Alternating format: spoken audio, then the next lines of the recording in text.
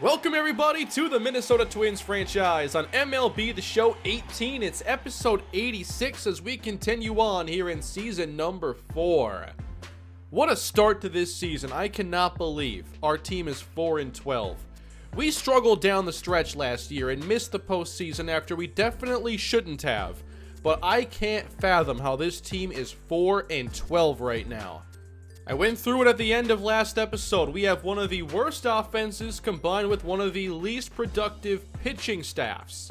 We are not doing anything well right now, and that needs to change before things go even worse for this team, and we talk about maybe selling. I don't want to get to that point. Maxwell Fowler has pretty good numbers for an 0-3 pitcher as he drills the outside corner with a curveball to get Jacoby Ellsbury.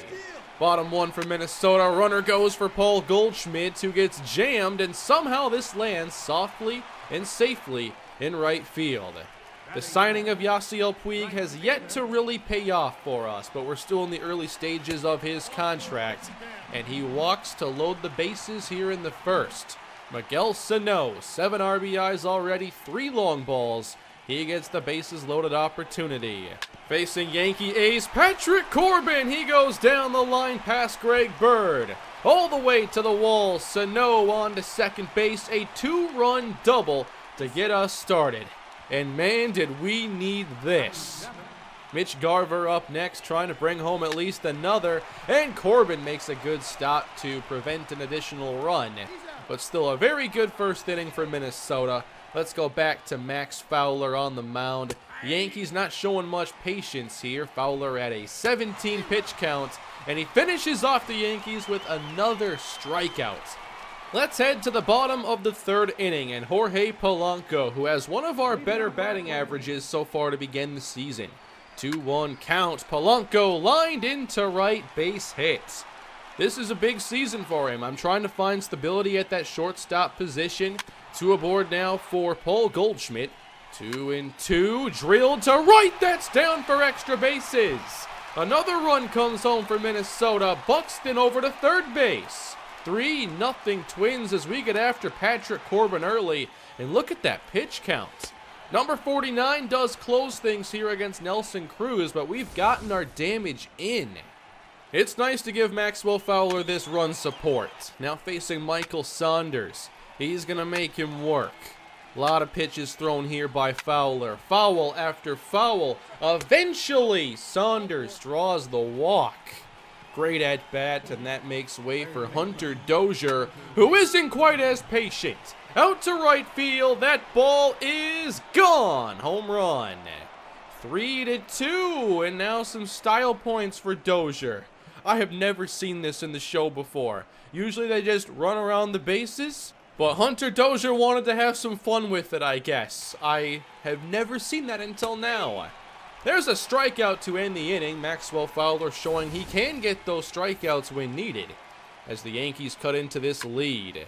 Here's Yasiel Puig, bottom 3, drilled to deep right, and it hooks foul. Puig still looking for that first home run as a Twin, and this is hit pretty sharply, but it's caught in right field. Fowler, top of the 4th inning. This ball is hammered out to right field, and that is going to tie things at 3. Michael Brantley. He's been their most productive hitter this year, and they're only one in the early goings who is hitting over 300. Fowler surrenders the run support, 3 apiece, and this is drilled out left field. Blackmon almost had it. It hit off of him. Now, initially, I thought this hit off his glove. No, this hit him right in the head. He missed it. So Charlie Blackmon had to exit the game. Here's another look at it. You can see it doesn't touch his glove. It goes right over. Took his eye off the ball. Gets hit. And that put Willie Ordonez in left field as a replacement. Here's a 2-2 count. Greg Bird back to the bench. Strikeout again for Fowler. Then facing Saunders. Chop to the right side. Inning over. Still tied at 4. Bottom of the frame for Minnesota. This is Jorge Polanco reaching base again, this time via walk. Corbin's pitch count getting up there for only 9 outs recorded as Byron Buxton drills a single into right field. Here's Willie Ordonez on pitch number 70. And he goes first pitch swinging right to second base and grounds into the double play. Not the right pitch to swing at there. That's exactly what Corbin wanted. Runner at third base for Josh Harrison, and the lazy fly ball is not going to untie this game. Still tied through 4. With Fowler's pitch count being pretty reasonable, I thought he could potentially go deep into this game. Gene Segura chopped to short. Polanco flashing the leather. Good play. Still tied here through 4.5. Patrick Corbin would not pitch beyond the 4th, however. Lance Lynn, the ex-Twin, enters. We traded him to the Yankees for Will Smith. His very first pitch runs inside here at Paul Goldschmidt, and he exchanges a few words with his ex-teammates. A few pitches later, this is hammered by Goldschmidt, and this ball is out of here. Solo home run, Twins back on top. Welcome back to Minneapolis, Lance Lynn. He had some good moments with us. He had a no-hitter, actually. I just felt he was expendable, but whenever there's a moment where a player faces their former team, it draws my interest. I love revenge game narratives, or in this case, the reverse revenge game. We trade you away, and then we get the big home run to take the lead. Maxwell Fowler into the 6th inning, hoping to continue his day. This ball gets through the left side. Base hit, Yankees. Next batter. Fowler misses low with the sinker. Brantley takes first base. New cleanup batter this year, Mark Trumbo. Stares at the fastball. Fowler getting close, but not close enough. Patience pays off. And for Maxwell Fowler, that was going to be it. With 3 straight reaching, we go into our bullpen. And we go to our former setup pitcher, Jake Reed. His numbers weren't as good a season ago. Now we have Tony Watson. Now he might be our primary guy in these kinds of situations, especially because of the strikeout upside. He gets the first strikeout on Sanchez, and then line to center by Greg Bird. That is deep enough to score another. Yankees tie it up at 4. We go to another reliever next, Will Smith, just to face another lefty. This is Michael Saunders. Fastball in there, quickly ahead 2 strikes. Smith wastes no time. 3 straight strikes and the inning comes to an end. But the Twins are left again trying to retake the lead. Bottom 6 against Lynn. Breaking pitch drilled to center. Then it's Jorge Polanco going the other way. Base hits. 2 aboard for Minnesota, but the next 2 couldn't reach. Josh Harrison. That's got some carry. Way out left center field. No! I thought that was gone. I was so sure of it. Still tied. We'll go bottom 7. 2 down here for Yasiel Puig, and that hit him right in the kneecap, it looked like. Puig takes first base, and here's Miguel Sano. Lynn, good strike on the inside corner. 2-2. Breaking ball hit to right field. Deep to the wall. This ball is gone, and the Twins retake the lead. What a start to the year for Miguel Sano, home run number 4. He's picked up where last season left off, and the Twins can turn to their closer, Raisel Iglesias, in the 9th. 4th appearance looking for save number 3, and that ball is lined to right. Next up, it's Greg Bird. First pitch, chopped right side, Harrison, quick release, and the return to first base, double play. I love the defense of this infield. 2-2 count to Michael Saunders. See you later, Twins win. That was a much-needed victory for us. We got the bats going a bit. We had some clutch pitching down the stretch from our bullpen. Those are the 2 weaknesses we've had this year, and we reversed them for at least one night. The season is a marathon, but this is at least putting us in the right direction. 6-4 Twins. Will Smith wins against his former team. Lance Lynn loses against his former team. The ball that hit Charlie Blackmon caused a head contusion. He is going to the 10-day disabled list, and Eddie Rosario is going to make the trip from AAA to join the active roster again. The Twins lost the next night against the Yankees 7-3. This was a tough day for Mike Fultonevich, who seems to be all over the place for us. We've had him now for a little over a half season, and he just hasn't been consistent the entire time. We're going to go into the next game, but I wanted to point out that Jorge Polanco now has played himself into the leadoff role. Blackmon's out for a while, and I think Polanco's a good fit for this spot, hitting .345. Yadier Alvarez takes the mound. Again, good numbers for a pitcher who has lost in 2 of his appearances, obviously. Here facing Michael Brantley. That is playable for Mitch Garver. It's a 3-up, 3-down start for Alvarez.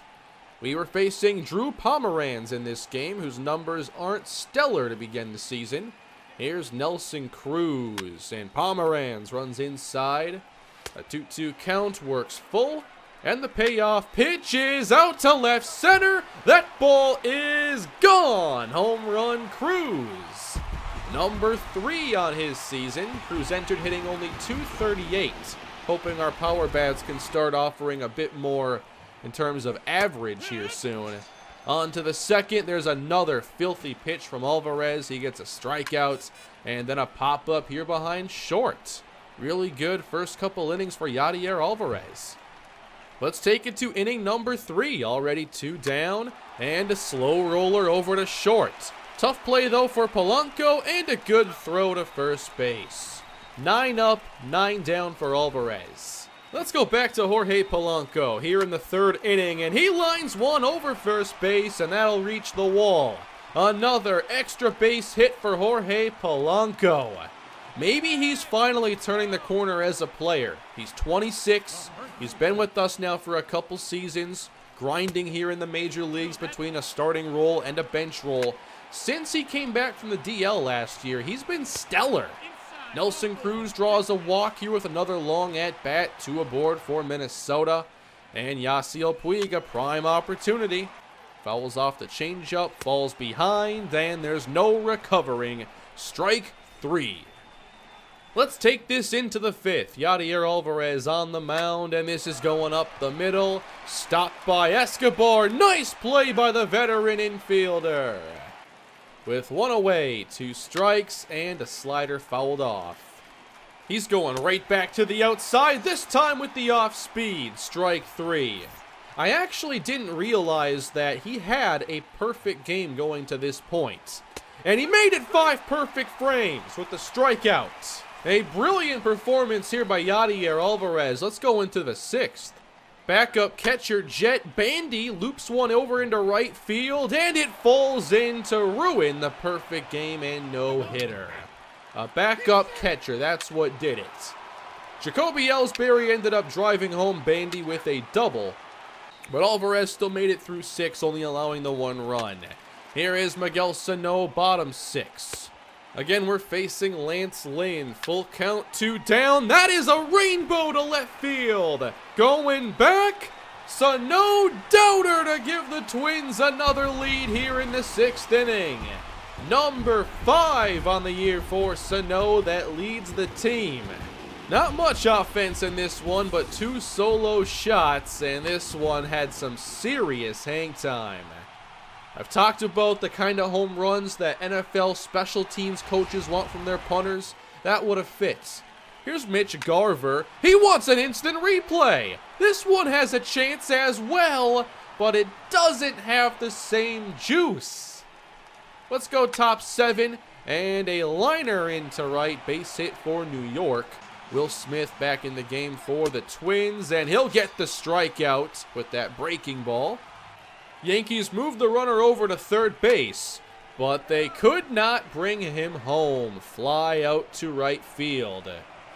Let's jump forward in this game. We'll go bottom 7 with Yunel Escobar getting a start today in the place of Josh Harrison, and he'll deliver another hit to left center field. He's been such a great signing for us over the years. Then Jorge Polanco, he's not done producing. Into center field, another hit. Paul Goldschmidt with 2 down and 2 on. Trapped over at the line by Greg Bird. Good defensive play, and still a 1-run game. In the 8th, Jake Reed back in to set it up. This is going out to left and cut by Eddie Rosario. 1-1 count here to Michael Brantley. He'll pop it up for Garver. Jake Reed having a very good series against the Yankees. Once again, we're set up for Raisel Iglesias in the ninth, looking for his fourth save now. Lefties still have not gotten a hit off of him. Righties haven't been too bad, but there's a strikeout to begin things for Iglesias. Then facing Greg Bird, this is hammered out to left field. Rosario back, and he looks up to make the catch. It comes down to Michael Saunders, and he strikes out looking. Twins take the series against the Yankees. It's their first series win of the year. We had to start somewhere, being 4-12. Well, that's a step in the right direction at least. Twins take 2 out of 3. We didn't really have the offense have a huge series or anything, but we got the home runs. We had the 6-run first game. It's a step. We were back at home again to meet the White Sox in the next series, and the offense began to struggle again.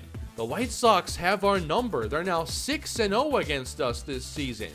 Here is the box score from the 2-0 loss. We only had 4 hits. Giolito came in to throw 7 shutout frames. In the 8-2 loss, it was our bullpen that had issues down the stretch as Jeremy Jeffress allowed 5 runs. But still, we're not seeing the offense put up big numbers to contest these types of games very often.